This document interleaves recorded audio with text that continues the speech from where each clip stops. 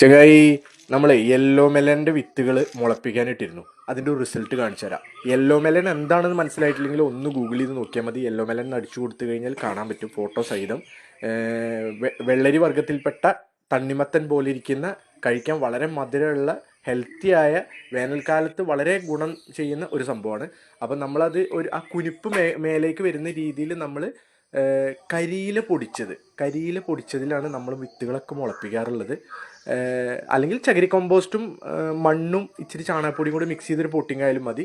അപ്പോൾ അത് മുളച്ചു വന്നേക്കുന്നതിൻ്റെ റിസൾട്ട് നിങ്ങളെ കാണിക്കുന്നതാണ്. 100% ജാമിനേഷൻ. 10 വിത്തിട്ടത് 10 മുളച്ചിരിക്കുകയാണ്. അതും അടിപൊളി ഹെൽത്തി ആയിട്ടാണ് ഇത് മുളച്ചു വന്നിരിക്കുന്നത്. അപ്പോൾ ജസ്റ്റ് ഒന്ന് കണ്ടോളൂ.